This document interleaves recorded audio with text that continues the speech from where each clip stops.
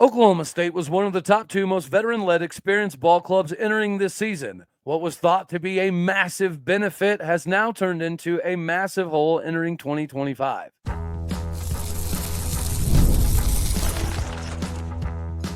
You are Locked On Oklahoma State, your daily podcast on the Oklahoma State Cowboys, part of the Locked On Podcast Network, your team every day.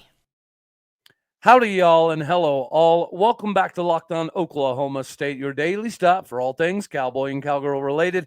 My name is Cody Stovall. I want to thank you kindly for stopping by to make this your first listen. We're available on all of your podcasting platforms, visually as well on YouTube. Find me personally on X at Aldeo State. Today, we're partially brought to you by Game Time Tickets. Download the Game Time app, create an account, and use the code LOCKEDONCollege for $20 off your first purchase. Get squared away with the best tickets in the land today. Meanwhile, we have the conversation. Of course, JC Hoyt is on fire on this Fall Sports National Signing Day. So we have a lot of guys and girls to kind of go over real quickly. But before we do that, we do have to talk about football. And the state of the program has nothing to do with the fact that we're going to be in a precarious situation after the season is over. Before the season began, we talked about us having, the most experienced veteran offensive lineman returning since Florida State, which is the second most, returning offensive lineman, number of starts ever in the BCS era, next to Florida State. That group was supposed to lead Ollie Gordon to another Heisman-worthy, Doak Walker-worthy style of season, as were the plethora of other gentlemen that were going to be able to come in from a seniority-led perspective all across the board, right? You're talking 20 returning starters and essentially almost 90% of the roster returning. What was supposed to be a massive thing, which is why me and a lot of other people were willing to push all the chips into this season, because that veteran-led team just won 10 games last season. So as long as the coaches didn't get in the way, it was going to be one of the biggest seasons of all time. I think you could argue that the coaches definitely got in the way, but that's not this conversation. This conversation is an ode to the dudes to some degree, but also just dissecting how big of a gap this is going to end up being. So I'm going to go off of the list. These are the red shirt seniors, so 6th, 7th year guys that basically have no choice, right? Unless they get a medical 8th year, which is a possibility to some degree. Like Alan Bowman, for example, could get a medical 8th year. Is it likely? No, but it is a possibility. So when you go over these guys, you have 34 dudes that are graduation age plus Ollie Gordon. So essentially you have 35 seniors on this roster. Alan Bowman's one of them. Kobe Hilton, Trey Rucker, Rashad Owens, Kyler Pearson, Deshaun Buckner, Jeff Robertson, Kenan Harris, Obi Ezegbo, Garrick Martin, Jake Schultz, Justin Wright, Xavier Ross, Aiden Davenport, Casey Sharam, Jake Springfield, Joe Mahalski, Cole Birmingham, Taylor Materko, Dalton Cooper, Preston Wilson, Quentin Stewart, Cale Cabanis, Tyler Foster, Wes Paul, Colin Clay, Cody Waltershad, Corey Black, A.J. Green, DeJuan Lofton, Colin Oliver, Brennan Presley, DeJohn Stribling, Cam Smith, Nick Martin, Kendall Daniels, Lyric Rawls, Parker Robertson, Cale Smith, Ty Williams, Logan Ward, Kelvin Beeman, Trent Howland, Raymond Gay, Cade Welcher, Bryce Drummond, Luke McIndoe, Hilton Marsh, Aiden Kelly, Isaiah Glass, Iman Oates. That is 34 names before you get to Ollie Gordon, who's just a straight-up junior, right? There's no red shirt involved. But we all know that he's likely taking his talents to the NFL. So that leaves potentially a very big hole. Well, we do expect Isaiah Glass back, Aiden Kelly, Bryce Drummond. I would assume Luke McIndoe, unless Coach McIndoe is out of a job at the end of the season, right? That remains to be seen. I would assume Raymond Gay would come back. Trent Howland, darn sure better come back. To Kelvin Beeman, I think from, just a leadership standpoint and how many systems he's been able to see over the time, not at Oklahoma State, but defensively in the film room, it could be beneficial for him to come back. Same with Logan Ward, Ty Williams, Parker Robertson, Lyric Rawls, Nick Martin, Kendall Daniels, he could come back. The objective, being 6'4", 250 pounds, and moving to linebacker, was to put him in a position to potentially be drafted, but obviously that didn't happen. Nick Martin, he's draftable. Even with the injury, he still could easily get drafted. It'll push him back a little bit later, but he could exercise the option to come back this next year. Cam Smith, Yeah, he probably should come back, as should Dejon Stribling. But guys, everybody else is likely gone except for DeJuan Lofton and AJ Green. Right, those dudes can come back because of previous injuries and current stuff. Same with Colin Oliver, Brennan Presley. Right, he's gone. Cody Walterscheid gone.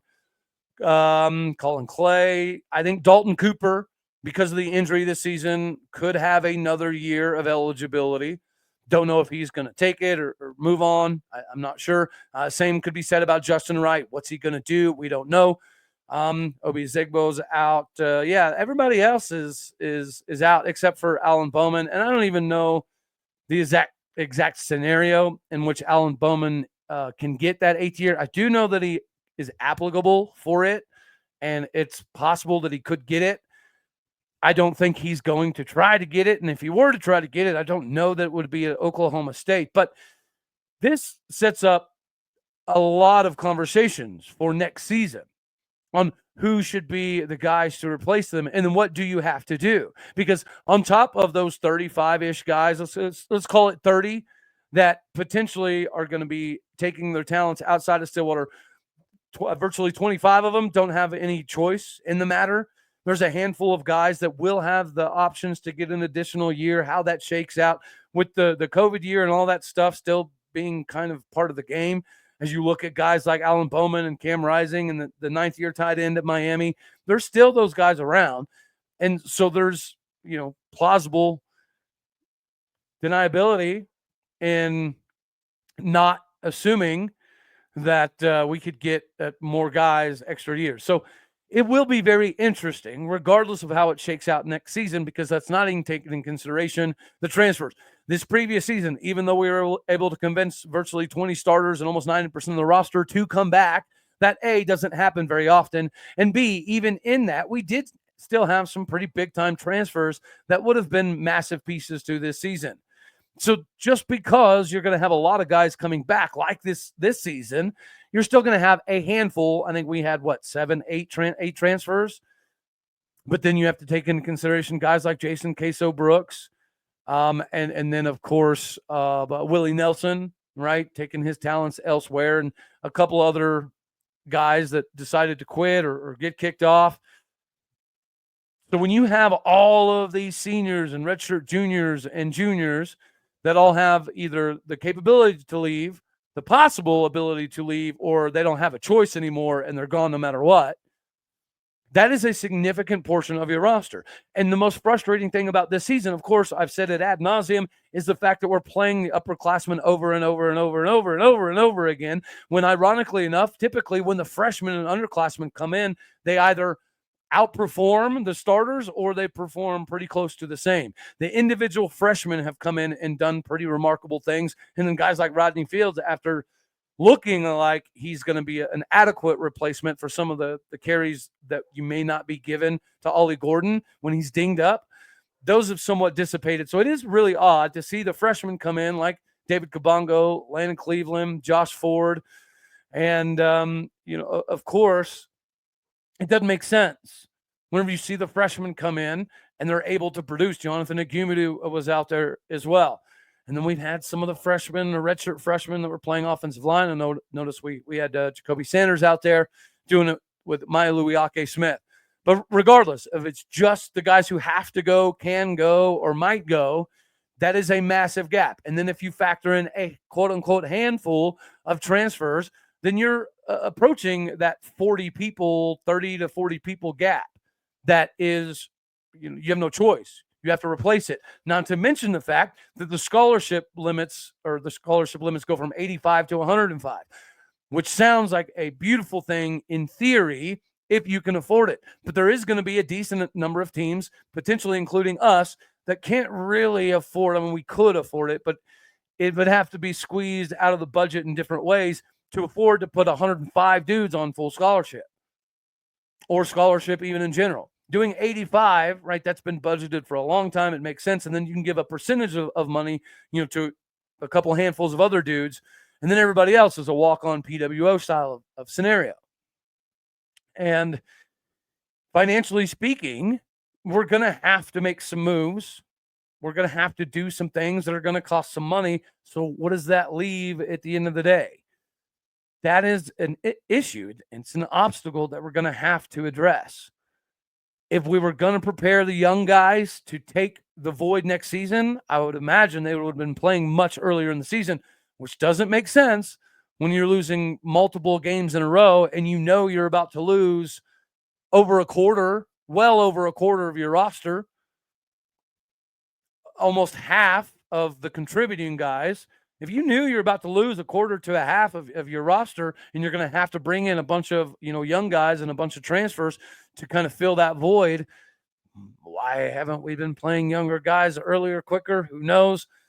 That can be a question for the ages that I think we can all agree is worth looking into, because it doesn't make a whole heck of a lot of sense. But what does make sense is you getting the right tickets at the right spot. Game Time is that spot. Whenever you're stressing about travel and rental cars and hotels and all the different fees that stack up along the way, the last thing you want to have to do is stress about getting the tickets. That should be the easiest part of the entire process for you. Game Time has you covered, and they have a new feature called the Game Time Picks that makes getting tickets to see your favorite events a lot easier. The Game Time Picks is going to filter out all the crazy fluffy stuff and show you just the best deals, so you don't have to waste time searching through thousands of tickets, through thousands of minutes. The all-in pricing is a feature that's going to show you the total upfront with no surprise fees at checkout. The panoramic view is the best in the game, so you know exactly where you're sitting. There's no hooliganry of getting put in a different section from a different ticket vendor. None of that. And the lowest price guarantee means that Game Time will credit you back 110% of the difference if you find a better deal, because it likely ain't going to happen, Captain. Make sure that you take the guesswork out of buying tickets with Game Time tickets today. Download the Game Time app, create an account, and use the code LOCKEDONCollege, all one word, for $20 off your first purchase. Terms apply. Make sure you create that account and redeem that code, LOCKEDONCOLLEGE, for $20 off. Download Game Time today, because you already know what it is, ladies and gentlemen. It is Game Time. From Game Time to National Signing Day time. And I was trying to wait on all of the commits, LOI, letters of intent, to come in, but that could be all-night affair, right? So we're going to focus a little bit on a couple different scenarios here. And the first scenario here I wanted to focus on this National Signing Day is, of course, J.C. Hoyt is doing the daggone thing, which we're about to talk about. But by and large, I would say wrestling has likely made one of the biggest advancements, at least recently, and what they've been able to do. And we're going to cover this with Thomas, the low single, because this is his cup of taters. But I got to give shout outs, right? Congratulations on an Okie with like a 53-2 record, multiple state titles. Bo Hickman from Tuttle High School. Of course, number 3 overall pound-for-pound wrestler in America from Stillwater High, D. Lockett. You got Ronnie Ramirez, a very big deal, 2-time state champion out of the state of California. And he's the number 1 ranked 128-pounder in the country. And then you also have Sergio Vega. This was a huge flip, the number 1 ranked 138-pounder. Yeah, that's I had those backwards. Sergio Vega, number 138-pounder in America, was going to Cornell, and flipped. Ronnie Ramirez was the 2-time state champion in California. Cruz Goff, Blackwell High School, another Okie, bigger dude, 3-time state title holder, 215-pounder, so he's likely going to wrestle, maybe 197 pounds. We shall see. You have Ishmael Guerrero. His dad, Eric Guerrero, is a legend at Oklahoma State that was the strength and conditioning coach for a while with John Smith. Then he got elevated to an assistant coach under John Smith. So this is a good, coming home, staying home style of moment for Ishmael Guerrero. All of these guys are likely going to end up being contributors potentially very early on, because obviously David Taylor is going to build this thing around points. The point system that Penn State has been able to build over the years, we now know, is primarily due to guys like Coach Kennedy and Coach Taylor. So the fact that we're going to bring that here to Oklahoma State, you've seen guys like Roman Bravo Young, get hired, as well as Thomas Gilman and some of the other, like Zahid, for the additions of the RTC program. So the training is going to be top notch. Dayton Fix is going to be involved in the training as well. This is a beautiful fit, and this is a beautiful situation right now. Congratulations to Coach Taylor on landing all of these guys to make one of the top classes in the country, which is the expectation of Oklahoma State. So now if we can get this current roster, which I made a mistake, by the way, yesterday when I talked about 133 and what Cale Hughes was going to do, and if we were going to potentially, go with somebody other than Reese Whitcraft. Apparently it's going to be Reese Whitcraft. And there's some issue possibly with Cale fluctuating between 133 and 141 pounds. And you have Tegan Jamison around that 141-pound range as well. But, he's got to deal with a couple things. So we don't have it all ironed out yet. But when we do, no doubt this team is going to be designed to score points. And clearly, all of these guys that we're bringing in are like 2-time, 3-time, 4-time state champions in their respective states. This is going to be very difficult for David Taylor to have this loaded of a roster and find ways to get everybody involved. Because as you're seeing right now with some of the logjam at 133, because we've also got Wren, the overseas gentleman, who is a bad mamma jamma at that same weight. So we have options at a lot of these different weights. 141, what they're doing with Tegan Jamison could be kind of interesting. Where does some of the other wrestlers fit in? It's going to be worth the watch this season. Getting butts in the seats at Gallagher-Iba for wrestling and basketball. This should be able to restore, I know I can't speak English sometimes, some of the roar back into Gallagher-Iba, which is something I've been preaching for quite some time now. And Steve Lutz seems to have brought that Eddie Sutton level of intensity, discipline, work ethic. Are we great offensively? No. Do we look pretty? No. Are we kind of sloppy running the floor? Yes. But is it the old school dive on the floor 73,000 times a game brand of Eddie Sutton basketball we grew up loving? Yes, it is. And J.C. Hoyt. J.C. Hoyt is absolutely killing it right now, but she's going to get her own little love here in a minute. So let's shift to Cowboy basketball. Thus far, as of making this video, we've only had 2 of these signatures end up coming in. But whenever you look at both of these guys, you talk about Ryan Crotty out of Virginia. This is a 4-star recruit, whether you're looking at different services. I think 247 has him like the number 79 player in the country. Another place has him 109th or 89th in the country. He's a 4-star get, right? And he plays for Boo Williams AAU basketball team in the Nike EYBL circuit. He was classified as one of the top snipers. That's their classification for getting those certain awards for 3-point shooting. He was able to average almost 19 points a game this previous season. 2.5 assists a game, almost 6 rebounds a game, almost 1.2 steals a game, almost a half a block a game. So he's not just, a scorer from outside. He can do a little bit more than just score, but we need shooters. We need knockdown, drag out guys that can stand out there, whether it be off the dribble, off the screen, that can pop the moneymaker. And in today's college basketball, it's all about going on runs, right? 8-0 run, 14-2 run. Those runs are always huge in determining who's going to end up winning the game. That's one of the fun parts about basketball too, though, is a 20-point lead isn't really all that safe if you're playing a good basketball team. So the story of runs are going to be a big-time deal, especially when you have a spot-up shooter like a Thomas DeZagua or a Lindy Waters. Right now, on the men's side, the spot-up shooter is realistically, Bryce Thompson. And he does look much more comfortable this year, and he doesn't have that little hitch in his giddy-up shot that he's had previously. So he's refined some things to hopefully get the version of Bryce Thompson that we all thought, and even Kansas thought they were getting at one point in time.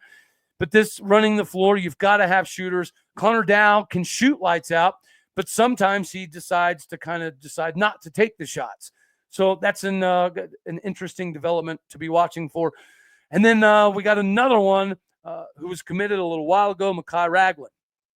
Now, At the end of the day, he did choose Oklahoma State over Georgia State and DePaul, Ole Miss, Mississippi State.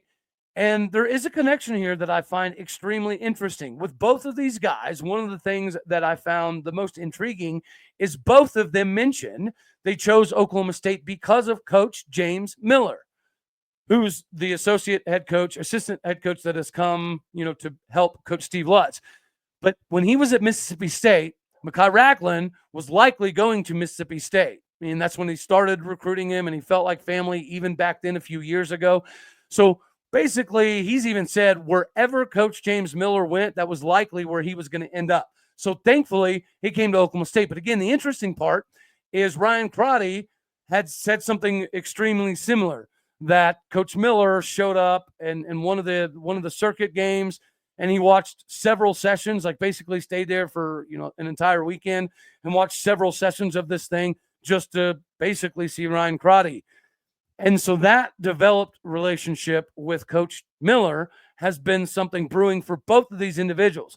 So I love the hire of Steve Lutz. I like what he's doing and bringing back to Oklahoma State basketball. But it appears as though both of these dudes were realistically coming because of the relationships they already had with Coach Miller previously. So this is going to be a good deal. And whenever you look at the film, Ryan Crotty, you can see that he's definitely a shooter. He can shoot from anywhere. He can do it off the dribble. He can do it off of a screen. He can do it off of an inbounds. So he has a lot of versatility from a shooting range perspective. When you look at Mekhi Ragland and some of the offers that he has, like Georgia State and DePaul and Kennesaw State, it makes you kind of wonder. But he has really soft hands.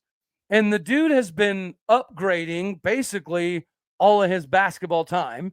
From New Jersey, 6'10", a little over 250 pounds, played high school basketball in Georgia for a couple of years. Now he's going to finish his high school basketball career in Kansas, the Wichita, Kansas area. And this particular school, Sunrise Christian, has sent over 125 dudes D1 and a handful of guys in the NBA since just 2010. So they see something. Their coaches talked about why they wanted Ragland, and they were excited to have him play in the Wichita, Kansas area. This last season, he was able to average 11.1 points a game, a little over 5 rebounds a game, 1.5 assists a game, while shooting 60% from the floor, 44% from three-point range, and 75% from the line. So, yeah, he's a big, 6'10", 255-pound dude. But even if you look at the videos, he's got a really soft touch. He's not going to wow you athletically. He's not going to do a bunch of things that absolutely jump off the page, but he has a lot of the small things, right? He understands how to utilize leverage to some degree. He knows how to get spacing. He's pretty good at boxing out. He's really good on boards off of the glass. He's pretty good at facilitating and dishing it out to the perimeter, which is going to be great if you're going to have a guy like Ryan Crotty out there putting up the three balls. So these are a couple individuals that we're getting here on this recruit day, National Signing Day, as more people, kind of filter in. So we'll have to revise this again, but we will not have to revise J.C. Hoyt's hand in it, even though numerically we still got a lot more to go. J.C. Hoyt is on fire. So basketball women are supposed to have a pretty big recruiting class. Like numerically speaking, that is. But they were able to accentuate it with a bang. And this is 2 years in a row that J.C. Hoyt has ended up with one of the top players in America. This time, we get 4-star guard Lena Girardi as an Oklahoma State Cowgirl. There's a clip of, J.C. Hoyt going up to see Lena Girardi because obviously her dad has a massive name in the New York Yankees organization, winning World Series as a manager. He's a catcher and a player for a long time. She rates as the number 31 prospect in America. Chose Oklahoma State over Arizona, North Carolina, Northwestern, and Virginia Tech, amongst many others. She said it was the family environment, Stillwater, Oklahoma, the way that J.C. Hoyt cares for, her girls individually. She was part of the Westminster Academy, IMG Academy in Florida, She was named Broward County Player of the Year. She averaged 23.3 points a game, 12.8 rebounds last season, and 2.2 steals per game as well. And this is on top of having a major injury. So being a famous Joe Girardi alum, after also last year getting Macy Heward, Brock Heward's daughter, who is another big-time get, a big-time sharpshooter, this is on top of getting Jaden Wooten last year as well. So Jaden Wooten, on top of, obviously landing Lena Girardi, means that we got two girls in the last 2 years, not to mention Macy Heward, that were both some of the top prospects in America, not just the state or the recruiting class for this specific year. This is two of the top rated girls in the country. Jada Wooten, before coming to Oklahoma State, was the Kansas Gatorade Player of the Year, averaged 19 points a game, 7.5 rebounds a game, almost 6.5 assists and 2.5 steals. Eastern League MVP, averaged over 20 points, 4.5 cents as a junior as well. So this is back-to-back classes that we're getting some extremely big-name, high-value targets that have had professional level training their entire lives, and then we're able to catapult that into a huge college career that got them offers from schools all over the country. The quote-unquote blue bloods of college basketball, they were all after this group. And we've seen Macy Heward already as a true freshman put up a 30-burger on the court. Jaden Wooten just got her first taste of basketball as a Cowgirl because she was banged up the first couple of games. But now she's got her feet wet and she's out there and she's able to kind of make some things happen. So JC Hoyt, at least from a recruiting perspective, is doing some things that I don't know that we've ever done in Cowgirl basketball. Now, I can't sit here and say that I covered everything under Kurt Butke. I know we had good teams, and I know we made a couple really nice runs in March under Coach Butke, but I don't recall him getting top 30 players in America, top 90 players in America, not even to mention, it being back-to-back years. So it's kind of crazy that JC Hoyt is starting to recruit and get to recruits all over the country from coast to coast that, we never really used to be in on for the most part. Anywho, I reckon that's all we're going to have for this one right here. We do have a lot more, or a few more at least, names that are supposed to be signing their LOIs today, tonight, tomorrow, something to that effect. So we'll have to do essentially a part 2 to this as well. Some of the letters of intent that we have gotten done. And until then, as always, I love you. God bless. Go Pokes. Thank you for tuning in to make this your first listen here in Locked On Oklahoma State. You could be anywhere. So happy you choose to be here. Like it if you like the daggone thing. Dislike if you don't. That's okay too. More importantly, share, comment, and subscribe. My podcast and people out there. The bricks, the bread, the butter, the fountain, the fondue, the funky stuff, the funny stuff. Do what you do. Hit the stars. Leave a review. I appreciate you. All right, y'all. Later, my taters.